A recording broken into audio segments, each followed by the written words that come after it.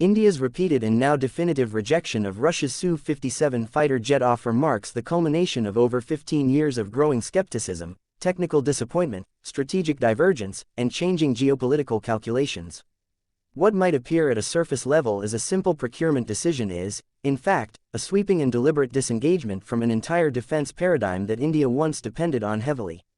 The Su-57, despite Russia's increasingly desperate efforts to frame it as a cutting-edge, fifth-generation stealth fighter, has failed to convince India's defense leadership not because of isolated flaws, but because the entire platform, and what it symbolizes, no longer aligns with India's vision for its future airpower or national security architecture.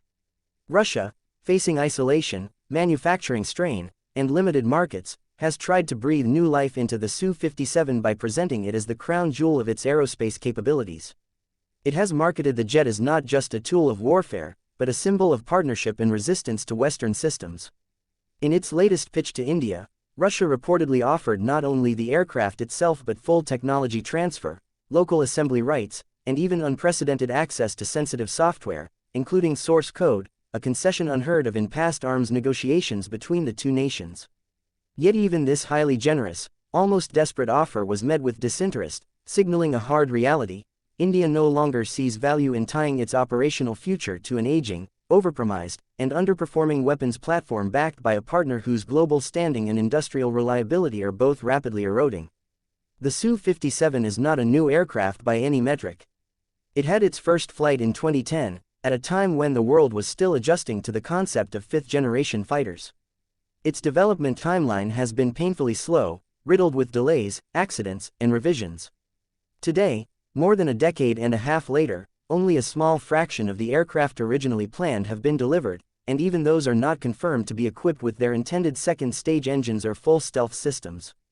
Despite the propaganda that surrounds its every appearance at air shows or military expos, the Su-57's actual operational status is questionable at best. In no serious military analysis does it stand alongside platforms that have demonstrated mature, integrated capabilities in real-world deployments. India's decision to decline the Su-57 offer once again is shaped largely by its direct, hard-earned experience. India was once a partner in the development of this aircraft, under the joint FGFA, fifth-generation fighter aircraft program, which was intended to tailor the Su-57 platform to Indian needs. After years of investment and negotiations, the program was quietly shelved by India in 2018. This was not a casual decision. It came after years of technical evaluations that concluded the aircraft lacked sufficient stealth, performance, and transparency. One of the critical breaking points was Russia's unwillingness to share core design data, even as it demanded billions in development costs. India's exit from the FGFA project was not just a withdrawal from a troubled deal, it was the beginning of a broader strategic reset. Since then, India has pursued a clearer, more assertive defense procurement philosophy. Gone are the days when political relationships could carry underperforming platforms across the finish line.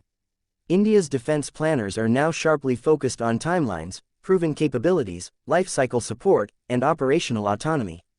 In this context, the Su-57 simply does not qualify. Its stealth profile remains disputed by experts, its internal weapons carriage and radar-absorbing materials do not meet known global benchmarks for reduced observability. Its sensor suite and avionics systems are incomplete or in flux, and most importantly, its availability is unreliable. For a country with two major regional security concerns and a requirement to rapidly modernize its air fleet, an unproven aircraft whose own country has not inducted it in meaningful numbers is not a realistic option. Beyond the technical inadequacies, India is increasingly concerned with the sustainability of any partnership involving Russia. In the wake of ongoing global sanctions, economic instability, and supply chain disruptions caused by Moscow's foreign policy decisions, Russia's ability to maintain complex defense exports has been severely diminished. India is already facing delays and shortages in spare parts and support equipment for legacy Russian platforms.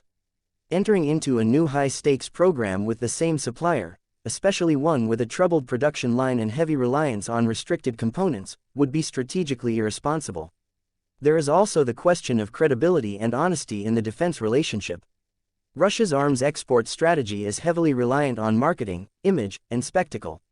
Platforms like the Su-57 are paraded at international events and positioned as symbols of resistance to Western systems, but underneath the surface lies a starkly different picture. incomplete deliveries, downgraded versions, and shifting specifications.